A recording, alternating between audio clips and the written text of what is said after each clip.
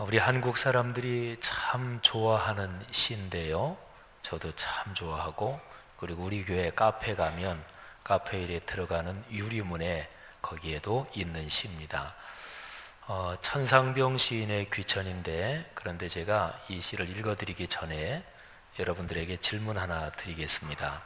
이 시를 이렇게 들으시면서 봄, 여름, 가을, 겨울 4계절 중에서 어느 계절이 떠오르고 이 시는 어느 계절에 제일 잘 어울리는가, 그 생각을 한번 해보세요. 그냥 4개 중에 하나 고르는 것보다 나는 예를 들어서 여름도 초여름이 있고 한여름이 있고 늦여름이 있고 그러잖아요. 그렇게 자세하게 고르실 분들은 또 그렇게 하셔도 괜찮습니다. 귀천, 나 하늘로 돌아가리라. 새벽빛 와닿으면 쓰러지는 이슬 더불어 손에 손을 잡고, 나 하늘로 돌아가리라. 노을빛 함께 단둘이서 기슭에서 놀다가 구름 손짓하면은, 나 하늘로 돌아가리라. 아름다운 이 세상 소풍 끝내는 날 가서 아름다웠더라고 말하리라. 아멘. 이 시는 아멘을 붙이고 싶어요. 예. 어떤 계절이 어울리나요? 가을이요. 예. 정답을 말씀해 주셨어요. 혹시나 이 시 들으시면서 뜨거운 여름이 생각납니다, 이런 분들은 안 계시죠, 그죠? 예. 그리고 돌아간다, 하늘나라로 돌아간다, 영원한 아버지의 집으로 간다 그러는데 봄, 이런 분도 안 계시죠. 봄하면 뭔가 이 세상에서 살아야 되는 계절이잖아요. 생명이 약동하고 그러니까. 혹시나 여러분 중에서 겨울이 생각난다, 그런 분도 계실 수도 있겠고, 근데 가을 중에서도 어떤 면에서는 늦가을이 생각이 납니다. 그래서 여기 천상병 시인이 얘기하는 새벽빛은 가을 새벽빛입니다. 또 천상병 시인이 얘기하는 노을빛은 늦가을의 저녁 노을이다, 이렇게 얘기할 수가 있겠습니다. 그런데요, 이 천상병 시인, 이분하고 저는 우리 한국 시인 중에서 참 신앙이 좋으셨던 분, 생각만 해도 고마운 분, 그 시인하고 같이 이렇게 연관돼서 생각이 됩니다. 천상병 시인도 신앙을 깊이 가지고 계셨던 분이거든요. 술 좋아하고, 말하자면 이렇게 저렇게 풍류를 좋아했던 분이지만 어쨌든 신앙을 깊이 가지고 계셨던 분이고, 그리고 윤동주 시인, 얼마나 신앙이 깊은 분이에요. 근데 윤동주 시인도 이 천상병 시인이 귀천이라는 시에서 우리에게 주는 감정처럼 비슷한 정서를 주는 시를 썼어요. 윤동주 시인의 시 중에서 내 인생에 가을이 오면, 이런 시가 있습니다. 이거는 그냥 시 제목에 가을이 들어가 있어요. 천상병 시인의 시하고 어떻게 좀 이게 정서적으로 차이가 있는지, 느낌이 어떤지 한번 들어보세요. 두 분 다 깊은 신앙을 가지고 사셨던 우리 신앙의 선배들입니다. 내 인생에 가을이 오면 나는 나에게 물어볼 이야기들이 있습니다. 내 인생에 가을이 오면 나는 나에게 사람들을 사랑했느냐고 물을 것입니다. 그때 가벼운 마음으로 말할 수 있도록 나는 지금 많은 사람들을 사랑하겠습니다. 내 인생에 가을이 오면 나는 나에게 열심히 살았느냐고 물을 것입니다. 그때 자신 있게 말할 수 있도록 나는 지금 맞이하고 있는 하루하루를 최선을 다하며 살겠습니다. 내 인생에 가을이 오면 나는 나에게 사람들에게 상처를 준 일이 없었냐고 물을 것입니다. 그때 자신 있게 말할 수 있도록 사람들을 상처 주는 말과 행동을 하지 말아야 하겠습니다. 내 인생에 가을이 오면 나는 나에게 삶이 아름다웠느냐고 물을 것입니다. 그때 기쁘게 대답할 수 있도록 내 삶의 날들을 기쁨으로 아름답게 가꾸어 가야겠습니다. 내 인생에 가을이 오면 나는 나에게 어떤 열매를 얼마만큼 맺었느냐고 물을 것입니다. 내 마음밭에 좋은 생각의 씨를 뿌려 좋은 말과 좋은 행동의 열매를 부지런히 키워야 하겠습니다. 참 좋은 시예요. 저는 윤동주 시인의 이 시를 그때 언젠가 처음 이렇게 읽으면서 윤동주 시인 이분이 쭉 마음의 감성을 쭉 그냥 평이하게 써놓고 시어로 아주 정교하고 결정체처럼 아직 다듬지 못한 채로 그냥 남겨진 글 아닌가, 그런 생각을 했습니다. 시라기보다도 그냥 수필처럼 그렇기도 하지요. 근데 여기에 보면 윤동주 시인은 내 인생의 가을이 오면 한 해의 가을이 아니고 인생의 가을, 대개 사람 나이가 몇 살 정도 되면 인생의 가을이라고 얘기할 수 있을까요? 뭐 요즘은 수명들이 다 길어지셨으니까 한 적어도 60 중반 정도? 그럼 인생의 가을이라고 얘기할 수 있겠죠. 사회적으로도 노령 인구 그러면 65세부터 이게 사회적으로 따지잖아요. 그런데 내 인생의 가을이 올 때 자신에게 물어본대요. 여기서 5가지가 있어요. 근데 그 중에서 2가지는 사람 관계에 대한 거예요. 다른 사람을 사랑했느냐, 다른 사람에게 상처 준 일이 없었느냐, 있었느냐. 그 다음에 또 2개는 내 삶에 대한 깊은 성찰입니다. 열심히 살았느냐, 내 삶이 아름다웠느냐. 그리고 마지막 1가지는 내 삶에서 얼마나 열매를 맺었느냐, 내 삶의 결실이 어떠냐, 이런 것입니다. 아까 천상병 시인의 그 시하고 윤동주 시인의 시는 느낌이 좀 달라요. 천상병 시인 그 양반은 풍류를 아는 사람이고 말하자면 풍류객이에요.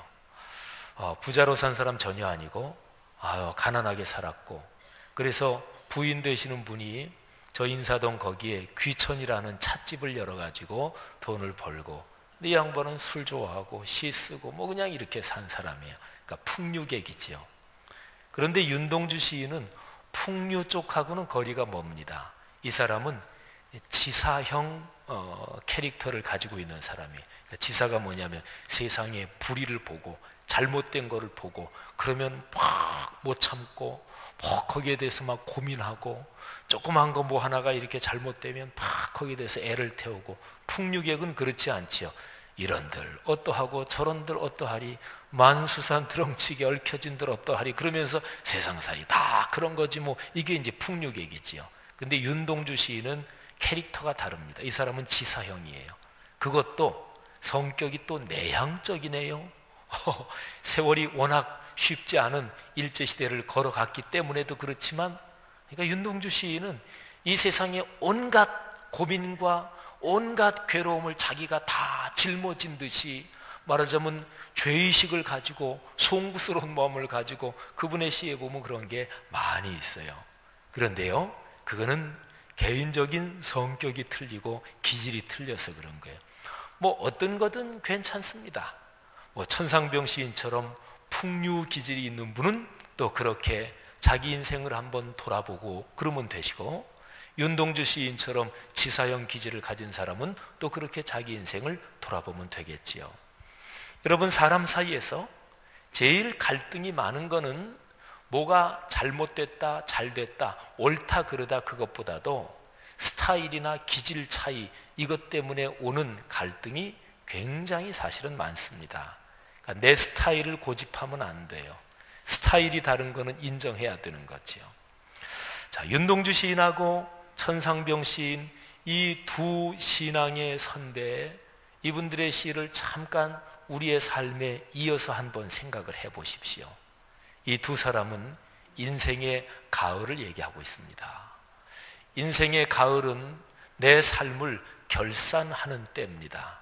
그 가을이 조금 더 지나면 하나님 앞에 서겠지요. 그래서 하나님 앞에서 검사를 받겠지요.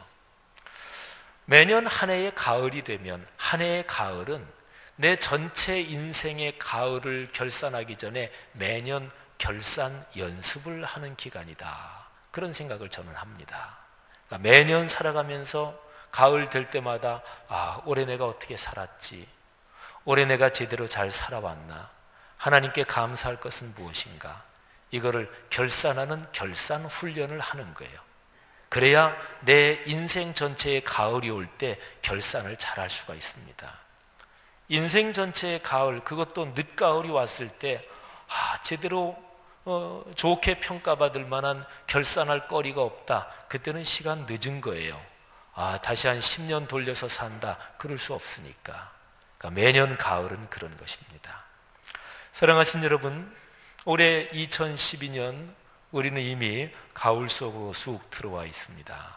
여러분이 올해 1년 살아오시면서 여러분의 삶에서 하나님이 주신 축복은 무엇인가요? 또 여러분이 하나님 앞에 송구스러운 것은 무엇인가요? 제가 설교 준비를 하다가 가을에 대한 시를 이렇게 찾아보다가 무지무지하게 기가 막힌 시를 하나 발견해서 이번에 처음 읽었어요. 근데 짧아요. 이 시인의 이름이 거기에 있길래 이 시인이 어떤 시인인가 너무나 아주 감동이 돼서 인터넷으로 김동국 하고 찾아봤더니 뭐 인터넷에도 나오지 않아요. 근데 이런 시입니다. 한번 잘 들어보세요. 텅 빈 하늘에 기러기 울음, 발자국에 고인 물 하늘이 차다. 기다리실 거 없어요. 끝입니다. 예. 근데 보세요. 텅 빈 하늘. 그러면 그거는 가을 중에서도 늦가을. 근데 기러기 울음. 기러기가 보인다는 게 아니에요. 텅 빈 하늘이라 그랬으니까 기러기도 아무것도 안 보이는데 기러기 울음소리가 들린다는 거지요. 그러니까 기러기는 벌써 날아갔고 울음소리, 잔향만 이렇게 들린다. 그런 얘기입니다. 그 텅 빈 하늘에 기러기 울음소리가 멀리서 이렇게 들려오는 그게 이렇게 머릿속에 그려지십니까? 근데 갑자기 땅을 얘기합니다. 발자국에 고인 물. 그러니까 가을 비가, 늦가을 비가 내렸던 모양이에요. 아직까지 얼 정도는 아니고. 그러니까 땅이 젖으니까 사람이 이렇게 걸을 때 이 발자국이 땅이 좀 들어가서 발자국에 난데 거기에 물이 고여 있대요. 근데 그 물이 뭐 가을비, 늦가을비니까 얼마나 차겠어요. 그런데 이 시인은 발자국에 고인 물이 차다 그러지 않고 하늘이 차다 그래요. 얼마나 기가 막혀요. 그러면서 갑자기 하늘하고 땅이 갑자기 연결이 돼요. 그러면서 늦가을의 그 쓸쓸함 그런 게 그냥 확 가슴에 다가오지요. 결산 연습을 안 하면 인생의 늦가을에 들어서서 후회하는데 그때는 더 이상 돌이킬 수 없습니다. 근데 인생의 늦가을에 들어서서 뭐 때문에 후회하실까요? 전 아직까지 제가 아까 정의한 대로 하면 60 중반, 70 넘고 이러면 인생의 좀 늦가을이라 그럴까요? 전 아직 그 나이는 안 됐으니까. 여기에 그 나이 되신 분들도 많이 계시니까.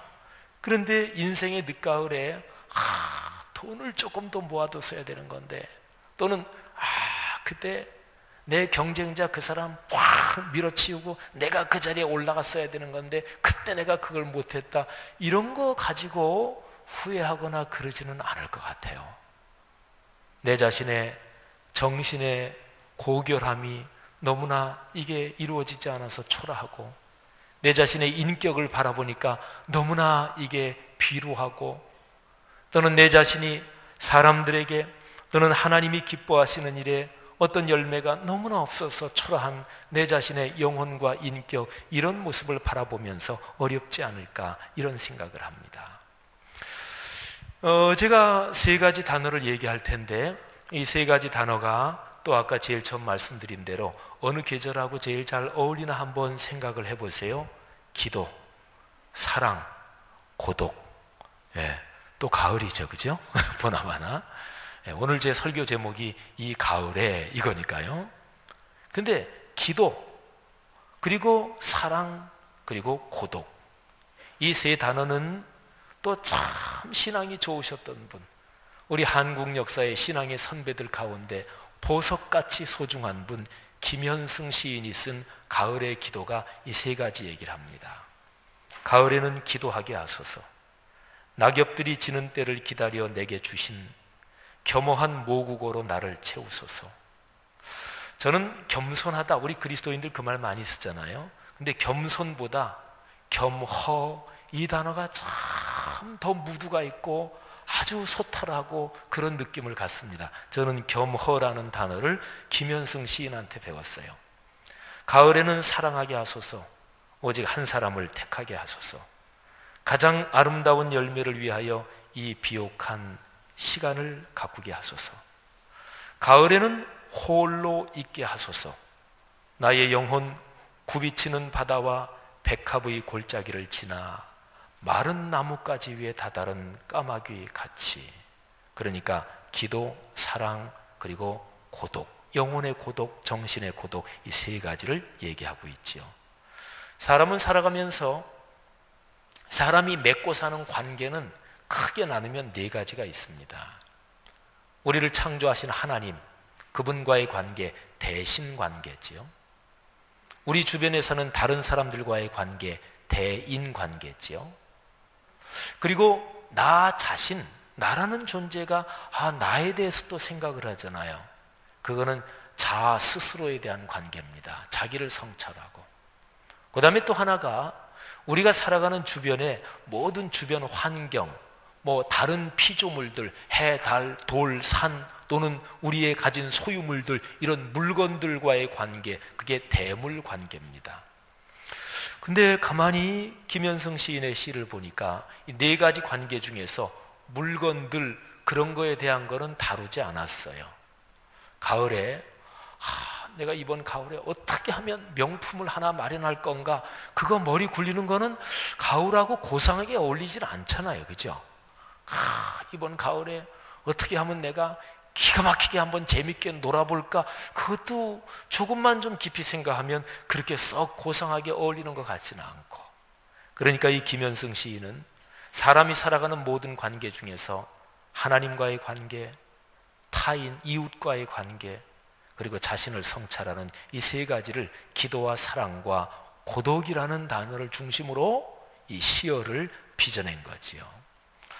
자, 그런데요, 김현승 시인 하면은 또 이게 대조가 되는 사람이 하나 있습니다. 김현승 시인은 우리 한국 분이잖아요.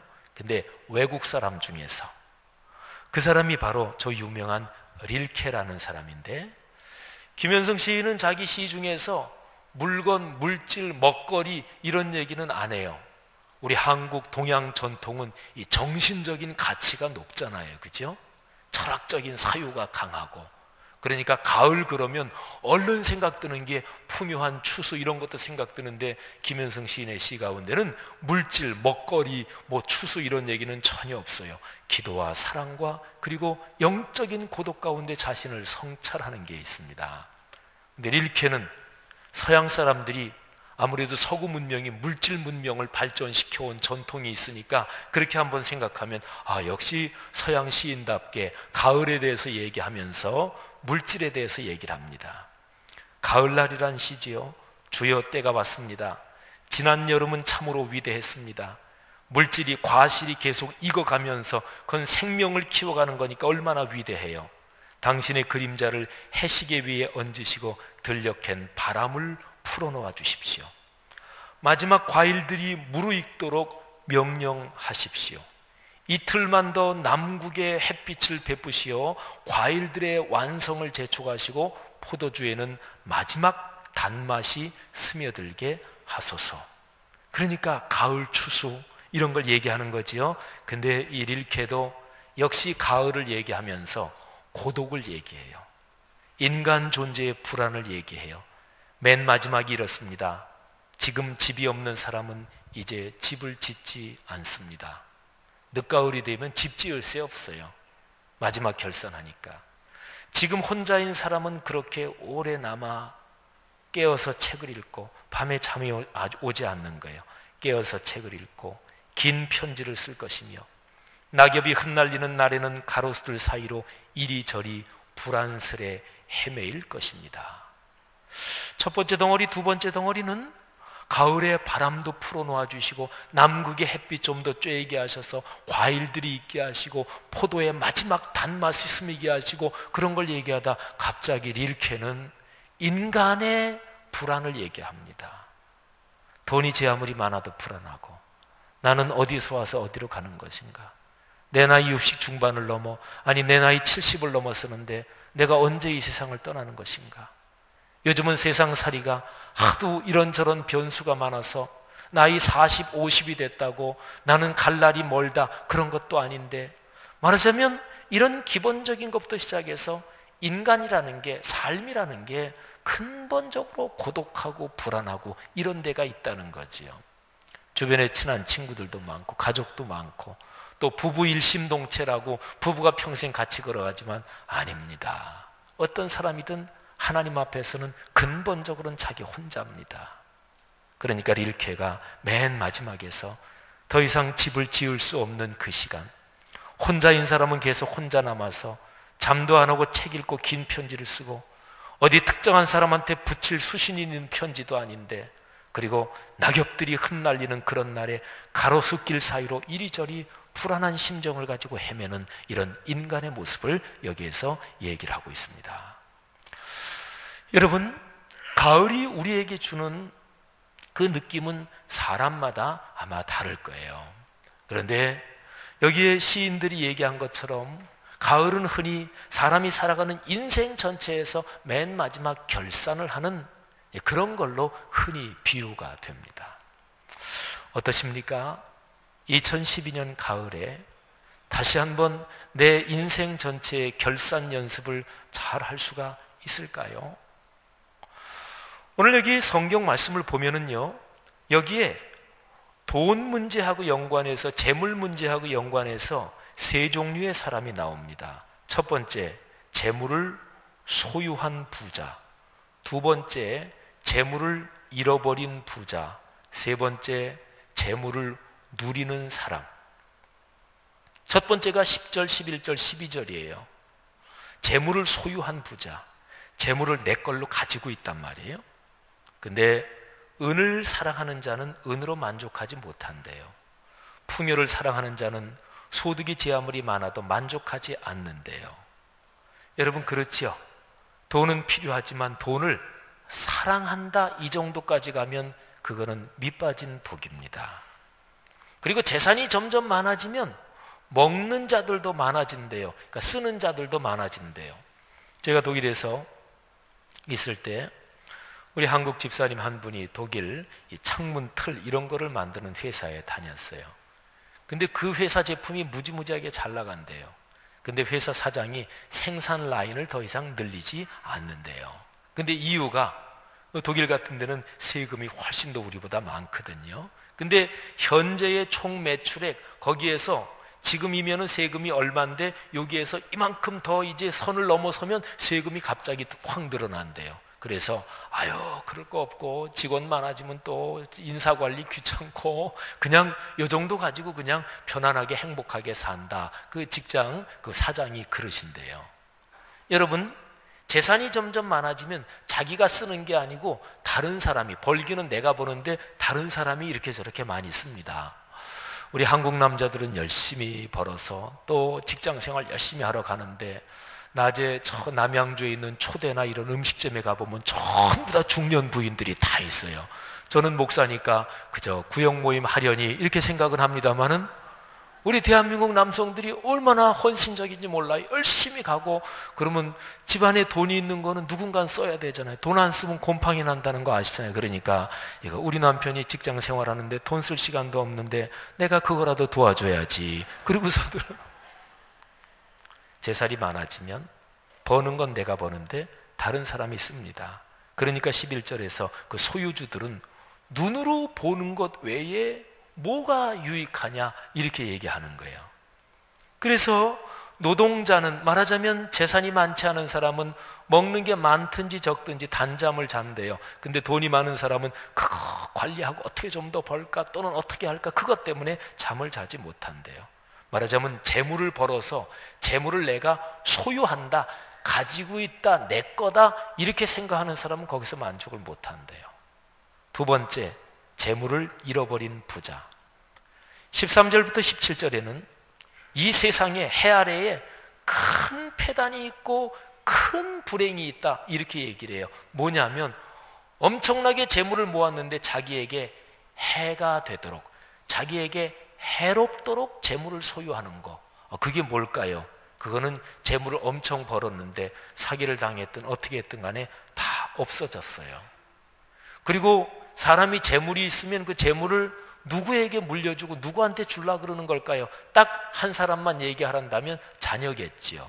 그래서 여기 14절에 아들은 낳았어요. 자녀가 있는데 전에는 재물이 많았는데 싹 망해가지고 자식이 있는데 물려줄 게 아무것도 없어요. 그때서야 깨닫는 거지요. 그렇지, 모태에서 발가벗고 나왔으니 나온 대로 그냥 돌아가는 거지. 이 세상 살면서 수고해서 학차같이 끌어모았는데 아무것도 내 손으로는 가지고 가는 게 없지. 그래서 그거를 바람을 잡는 수고 이렇게 얘기합니다. 바람을 잡아보셨습니까? 바람을 잡을 수 있을까요?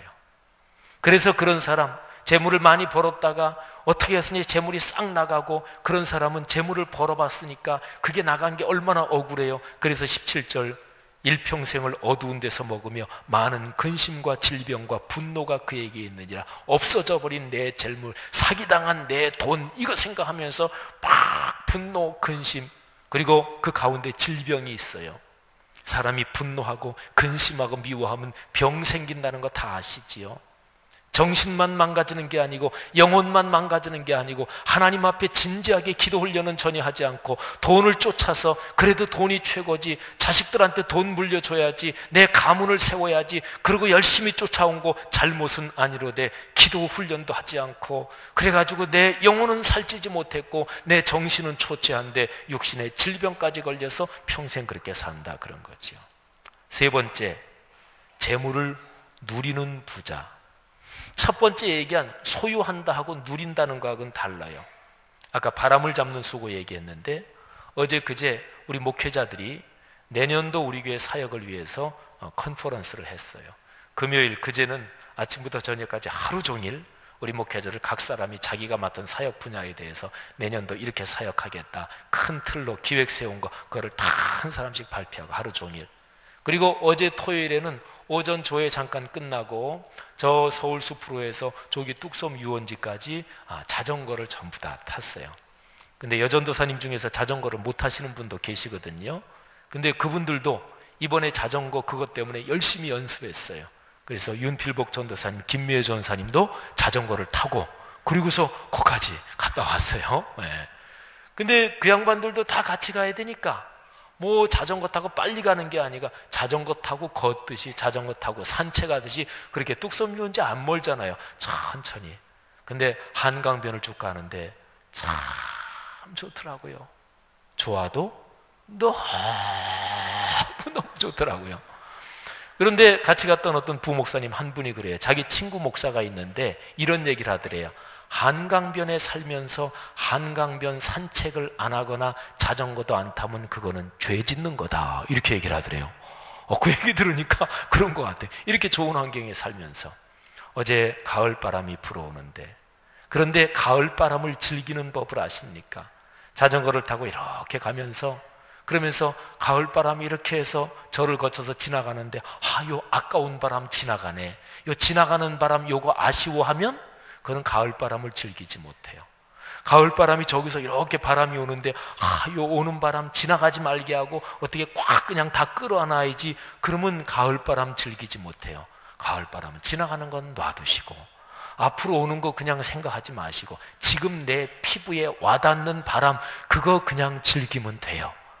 오늘 아침에 자전거 타는 거 시간 얼마 안 되는데 짧아서 아쉽다, 그러면 그렇지 않아서 짧아서 아쉬운 시간을 걱정하느라고 또 없애버리잖아요. 그럴 거 전혀 없어요. 30분이든 1시간이든 그저 피부에 와닿는 가을바람, 그거 맞으면서 그냥 이렇게 그 시간 동안 감사하는 거죠. 바람은 잡을 수 없습니다. 바람은 소유할 수 없습니다. 주머니에 넣을 수 없습니다. 그냥 바람이 부는 동안 누리고 즐길 뿐입니다. 가을도 마찬가지입니다. 가을이 우리나라가 더군다나 좀 짧아졌잖아요. 가을은 잡아둘 수가 없어요. 그냥 지나가는 대로. 아직까지 늦여름 더위가 조금 있기도 하지만 늦여름 더위가 남아있으면 남아있는 대로, 또 달반 2달 정도 지나면 초겨울 추위도 닥쳐올 텐데 초겨울 추위가 닥쳐오면 닥쳐오는 대로 남아있는 가을의 그 잔상을 그저 그냥 그렇게 느끼고 즐기면 돼요. 바람은 잡을 수 없습니다. 가을도 잡을 수 있는 게 아니에요. 다만 누릴 뿐이에요. 내 것으로 소유하고 그리고 내 것으로 나만 즐기고 그럴 수가 없습니다. 그냥 누릴 뿐입니다. 삶도 마찬가지입니다. 누가 삶을 붙잡아 세울 수 있나요? 그러니까 바람하고 가을하고 우리의 인생, 이 세 가지는 비슷해요. 소유할 수 있다고요? 누가요? 어떤 방법으로요? 허상이지요. 나중에 인생 전체의 늦가을이 돼서 결산할 때 그때 후회하지요. 후회해도 소용없는 시간에. 그러니까 삶을 걸어가는 인생은 그저 즐기는 거예요. 여성들로 말하면 그래도 30대라 그랬는데 올해 지나면서 드디어 30대도 끝나네, 4학년으로 올라가네. 아, 좋지요. 4학년도 좋고 5학년도 좋고 내 인생 걸어가는 시간, 매 시간 매년이 다 감사한 거지요. 사랑하신 여러분, 오늘 여기 잠언서 말씀에서 제일 행복한 사람이 누구냐? 재물을 누리는 부자인데 오늘 18절 말씀에서 하나님께서 사람에게 주신 몫이 있대요. 아, 요거는 내가 만든 모든 피조물 중에서 사람, 인생, 너희들 몫이다. 그게 뭐냐면 일평생에 먹고 마시고 해 아래에서 막 수고하잖아요. 근데 그런 것 중에서 낙을 보는 것, 즐거움을 느끼는 것. 지금 즐거우십니까? 지금 행복하십니까? 그거예요. 그래서 19절에 보니까 하나님께서 어떤 사람에게 부자가 되게 하신대요. 근데 그냥 물질만 많이 있게 하시는 게 아니라 그거를 누리게 하신대요. 그리고 어떤 사람에게는 어느 정도, 부자는 아니더라도 그냥 어느 정도 이렇게 재산이 있는데 그거를 즐거워하게 하신대요. 그게 하나님의 선물이래요. 그런 사람들은 20절에 보니까 자기 생명의 날을 깊이 생각하지 않는데요. 이건 뭐냐면 벌써 50이 넘었어, 벌써 이제 70이 다 돼가, 이런 거 생각하지 않는데요. 그냥 내 인생 걸어가는 하루하루 하나님이 마음에 주신 기쁨, 그거를 안고 그냥 살아간대요. 이게 인생에서 제일 하나님이 주신 큰 선물이래요. 사랑하신 여러분, 한번 생각해 보십시다. 그리고 질문해 보십시다. 즐거우십니까? 기쁘십니까? 앞으로 기쁠 거라고 즐거울 거라고 그렇게 생각하지 마시고 지금 이 가을에 즐겁고 행복하십니까? 오늘 하나님 앞에 나온 예배의 자리가 참으로 행복하십니까? 그렇게 사는 거지요.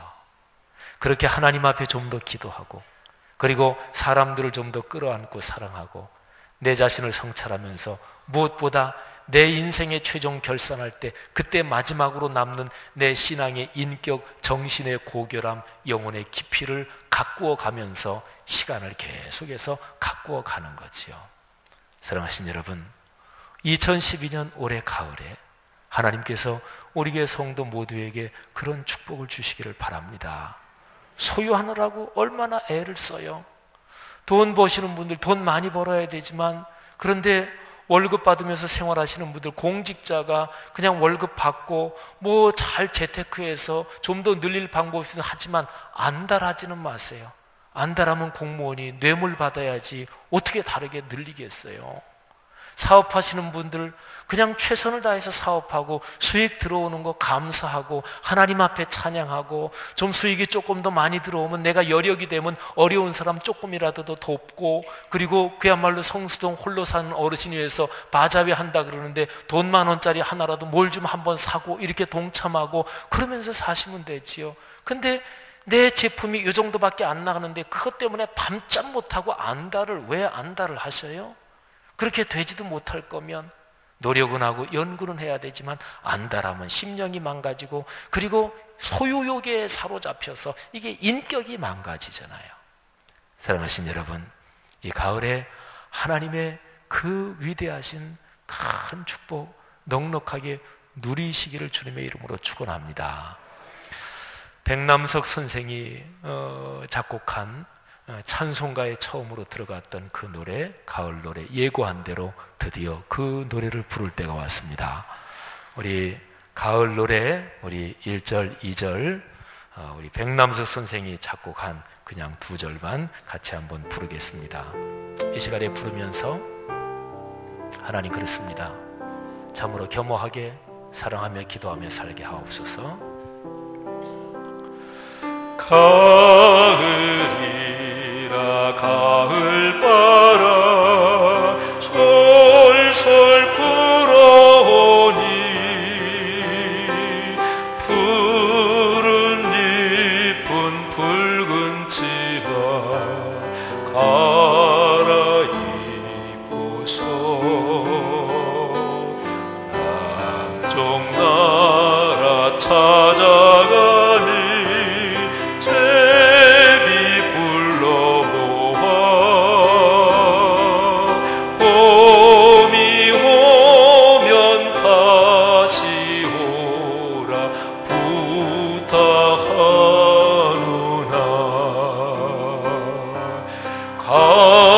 가을이라 가을바람